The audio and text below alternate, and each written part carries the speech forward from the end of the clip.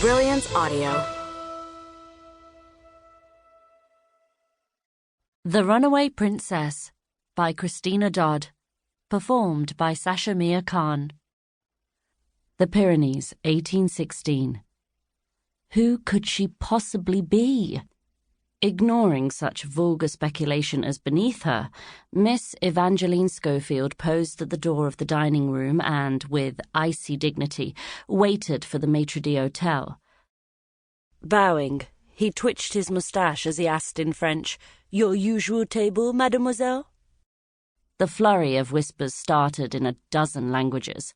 Probably a wealthy widow, perhaps from one of the noble families of Europe. Napoleon displaced so many, you know.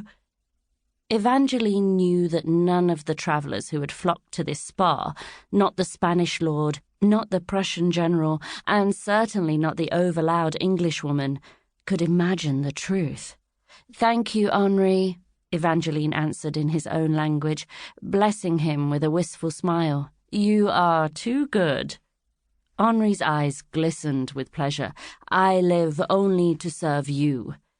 With a recently acquired and, to her, quite surprising sense of drama, she replied, "To serve me could prove dangerous." "For you I laugh at danger." "Believe me, I am not someone to whom you should make such an avowal."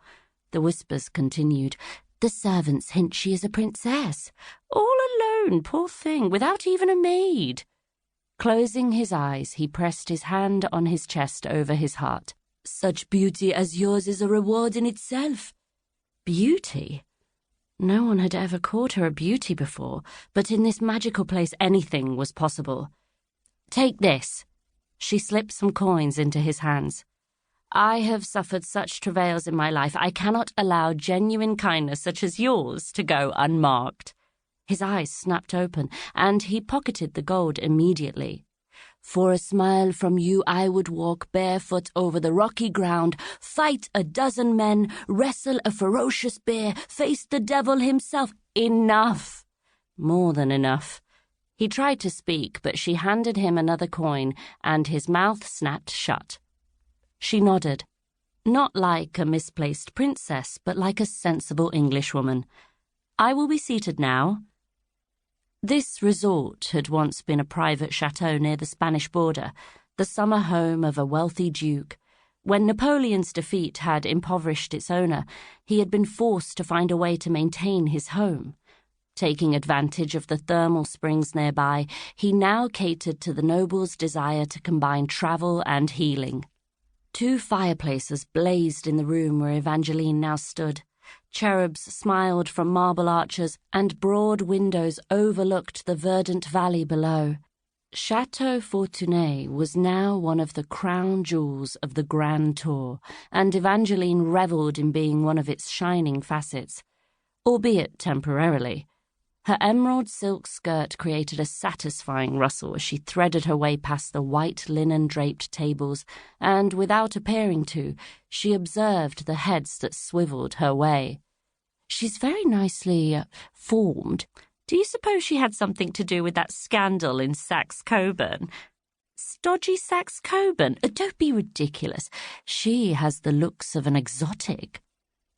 Curiosity about this mystery woman ran rampant in the dining room, and Evangeline lifted her exotic chin and fixed an inscrutable smile on her lips, a smile she had practiced in the mirror.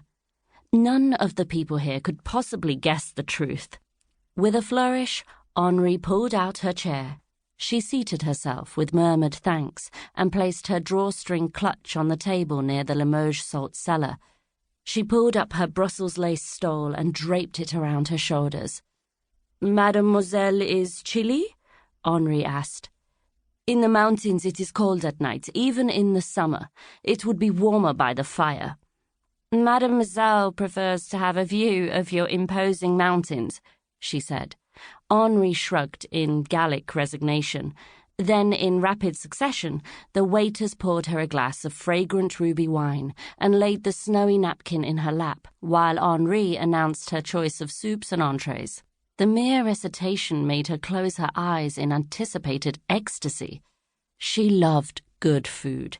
She loved eating in such an exquisite setting. She loved Henri's fawning approbation as she placed her order. When she finished, the 4 men bowed and backed away from the table. They were kind, even beyond the kindness she bought with her generous gratuities. Was it perhaps because they felt sorry for her? That truth stabbed at her.